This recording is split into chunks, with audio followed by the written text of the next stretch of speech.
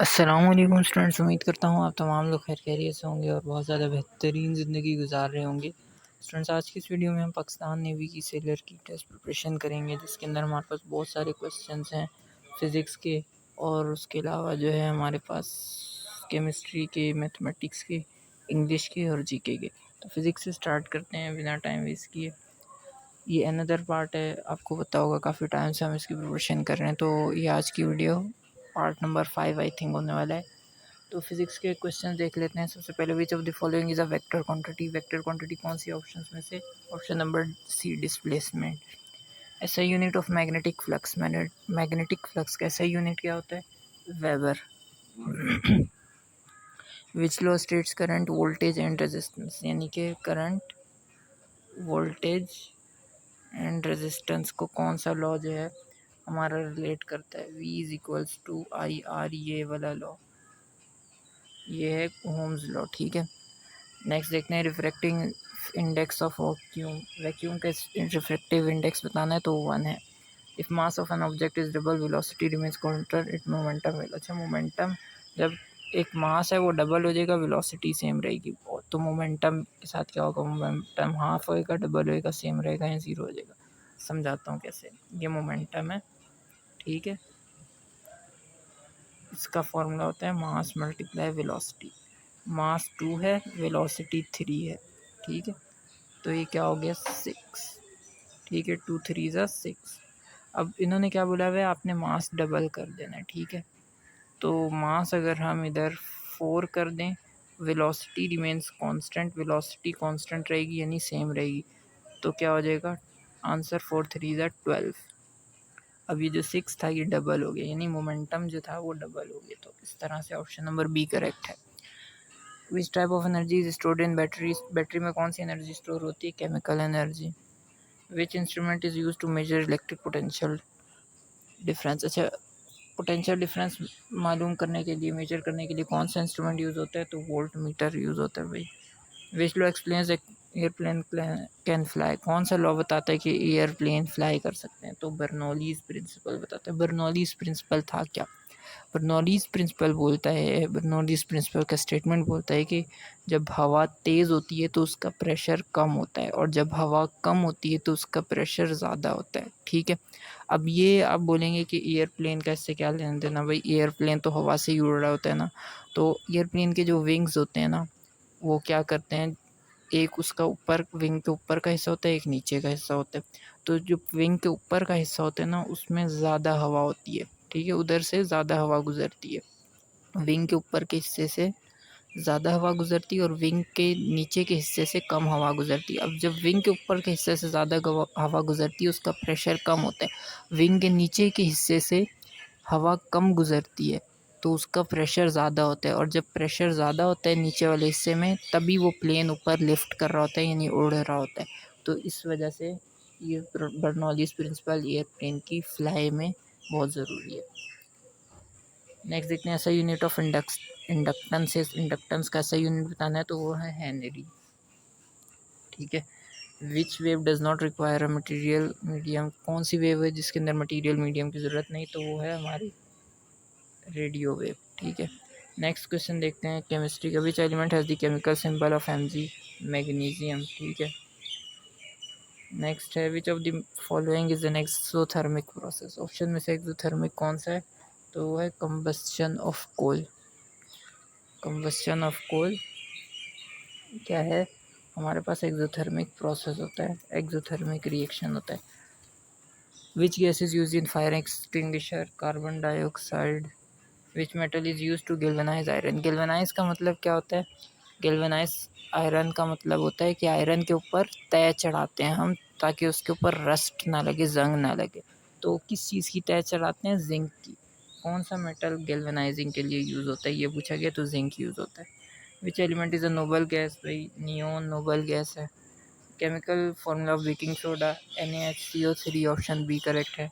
Vitamin which vitamin is produce in human skin by sunlight? अच्छा, सूरज की रोशनी पड़ने से स्किन पर कौन सा वाइटामिन प्रोड्यूस होता है? तो वाइटामिन डी प्रोड्यूस होता है। विच मेटल इज़ द लाइटेस्ट? सबसे हल्का मेटल कौन सा है ऑप्शन में से? Lithium. Which element is required for thyroid hormone production. Thyroid hormone production में कौन सा एलिमेंट जो है रिक्वायर्ड होता है, तो आयोडीन होता है। लास्ट क्वेश्चन देखते हैं, विच gas is release during photosynthesis. Photosynthesis के दौरान कौन सी गैस रिलीज होती है, ऑक्सीजन गैस रिलीज होती है। अच्छा जी, मैथमेटिक्स के क्वेश्चन देख लेते हैं, उसके बाद इंग्लिश के देखेंगे। 40% ऑफ अ नंबर इज 80, यानी 40% है किसी नंबर का, कोई भी नंबर है, ऑफ अ नंबर इज़ 80। अच्छा, एक नंबर का 40% क्या है, हमारे पास 80 है, ठीक है। अब हमें बताना है कि वो नंबर क्या है भाई। तो 40% हमेशा टोटल 100 होते हैं, तो 40 को 100 से डिवाइड करेंगे, ठीक है, मल्टीप्लाई करेंगे ए से 80, ठीक है। अब ये चीज़ 40 इधर मल्टीप्लाई हो रही है तो इधर चली जाएगी, डिवाइड हो जाएगी, और 100 इधर डिवाइड हो रहा है, उधर जाके मल्टीप्लाई हो जाएगा। तो ए बराबर हो जाएगा हमारे पास 80 मल्टीप्लाई बाय 100, ये 80 है, डिवाइडेड बाय 40, ठीक है। इस सब को जब आप सॉल्व करेंगे तो आपके पास 200 आंसर आएगा। कैलकुलेटर में लाजमी सॉल्व करके देखिएगा, ठीक है। अच्छा जी, नेक्स्ट है 7 का स्क्वायर माइनस 5 का स्क्वायर भाई। तो 7 7 ज़ा 49 माइनस 5 5 ज़ा 25, ठीक है। 49 माइनस 25 करेंगे तो हमारे पास 9 5 4 4 2 2 24 आ जाएगा। ऑप्शन नंबर बी करेक्ट हो जाएगा। Sum of interior angles of pentagon. Pentagon के इंटीरियर एंगल कितने होते हैं, 540 डिग्रीज होते हैं भाई। अच्छा जी, उसके अलावा विच फ्रैक्शन इज़, हाँ, विच fraction is the largest. Largest fraction कौन सा है ऑप्शन में से।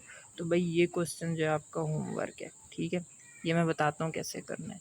लास्ट वीडियो में मैंने बताया था कि भाई जो फ्रैक्शन होते हैं 2/3, या इनको डिवाइड कैसे करते हैं, जो पॉइंट्स में जिनका आंसर आना होता है ना, तो उसका मैंने आपको बताया था। तो ये आप लोग खुद डिवाइड करेंगे और इसका आखिर में आंसर आएगा, ऑप्शन नंबर सी आएगा 5/6। लेकिन ये आपने लाजमी प्रैक्टिस करनी है, इसकी कॉपी पेंसिल ले के बैठा करें।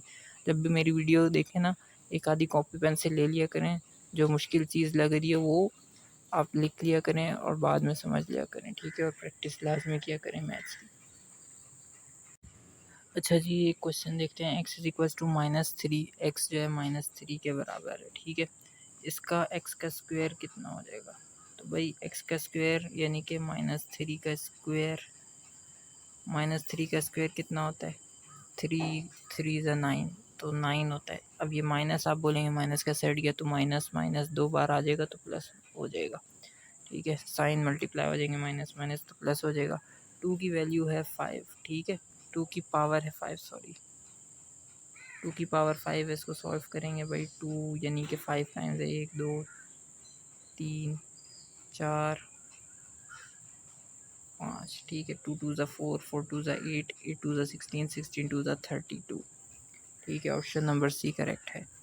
Angles of linear pair always add up to. अच्छा, दो एंगल हैं लीनियर पेयर के, वो क्या बना रहे हैं, मतलब दो लाइंस हैं लीनियर, लीनियर पेयर बोलते हैं, दो एंगल हैं या लाइंस हैं, लीनियर बोलते हैं सीधी लाइन को, ठीक है, हॉरिजॉन्टल लाइन, ठीक है।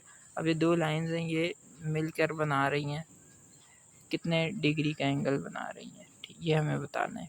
तो ये 180 डिग्री का एंगल बना रही हैं, ठीक है। Which number is divisible by both 4 and 6। 4 and 6 कौन सा नंबर है जो कि डिविजिबल हो जाता है 4 से भी और 6 से भी, ऑप्शंस में से बताना है। तो वो 24 है। 24 को अगर आप डिवाइड करें, सॉरी 24 को डिवाइड करें 4 से, ये रहा 4 4 ज़ा 4 5 ज़ा 24, 6 ज़ा 24 डिवाइड हो गया। अब ये 6 से डिवाइड करें तो 6 1 ज़ा 6, 6 2 ज़ा 18, 6 3 ज़ा 24 होता है, सॉरी 6 3 ज़ा 18, 6 4 ज़ा 24, 24 तो दोनों डिवाइड होते हैं। अच्छा, diagonal of a square divides it into. एक स्क्वायर है, इसका जो इसके अंदर अगर हम एक डायगोनल बना दें तो इसके अंदर क्या हो जाएगा, 2 ट्रायंगल बनेंगे, 3 ट्रायंगल बनेंगे, 4 ट्रायंगल बनेंगे या 2 रेक्टेंगल बनेंगे। बना के देखते हैं। डायगोनल आपको पता है एक तिरछी लाइन होती है, ये मैं ब्लू कलर से बनाता हूँ, ठीक है। ये हमने बना दिया डायगोनल। अब देखें इसके अंदर क्या चीज़ बन रही है, 2 ट्राइंगल बन रहे हैं, ठीक है, एक ये वाला और एक ये वाला, ठीक है। तो 2 ट्राइंगल बन गए कॉन्ग्रुएंट बराबर हिस्से के, तो ऑप्शन ए करेक्ट है। A ball contain 5 red ball and 5 blue balls. एक बॉल है बॉल है, बैग है जिसके अंदर 5 रेड बॉलें हैं और 5 ब्लू बॉलें हैं, ठीक है।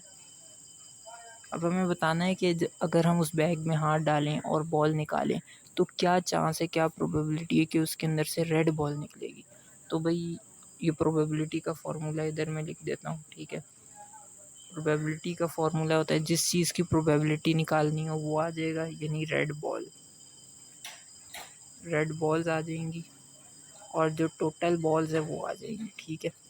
तो रेड बॉल्स हमारे पास कितनी थी इधर, रेड बॉल 5 थी, टोटल बॉल्स दोनों 10 हो जाएंगी। तो 5 1 ज़ा 5, 5 2 ज़ा 10, यानी 1/2 हमारा आंसर आ रहा है। ऑप्शन बी करेक्ट है। इंग्लिश के क्वेश्चन देख लेते हैं। सिनोनियम ऑफ रैपिड, रैपिड का सिनोनियम क्या होता है, Swift. Choose the antonym of permanent, permanent का एंटोनियम यानी उलट बताना है तो होता है temporary. Select correct spelling, correct spelling बतानी है तो ऑप्शन नंबर ए करेक्ट है, millennium, MILLENIUM। If she dash harder she would have past. अच्छा सेंटेंस कंप्लीट करना है तो ऑप्शन नंबर बी वाला जो है बिल्कुल करेक्ट है, if she studied harder she would have passed. Idiom है hit the nail on the head, इसका मतलब बताना है तो स्पीक्स एग्जैक्टली राइट, यानी हमेशा सच बोलना, हक बोलना। Choose the preposition he is interested dash science, preposition put करनी है तो ऑप्शन बी करेक्ट है, he is interested in science. Who can not read और राइट, जो बंदा ना लिख सकता है ना पढ़ सकता है उसको क्या बोलते हैं, इलिटरेट बोलते हैं, यानी जिसको हम अनपढ़ बोलते हैं ना उसको हम इलिटरेट बोलते हैं इंग्लिश में। अच्छा सेंटेंस करेक्ट करना है इधर, करेक्ट सेंटेंस तो ये ऑप्शन नंबर बी वाला करेक्ट है, everyone has finished work. Choose the सिनोनियम of fragile, fragile का सिनोनियम बताना है तो डेलिकेट होता है। लास्ट है to bury the hatchet means, to bury ji hatchet means इसका मतलब बताना है टू एंड अ क्वेरल, ठीक है। अब हम लास्ट अपने जीके क्वेश्चन। अच्छा जी यहाँ पर जनरल क्वेश्चन देख लेते हैं, जनरल नॉलेज के। तो पाकिस्तान ने यूएन कब ज्वाइन की थी, 1948, ऑप्शन बी करेक्ट है।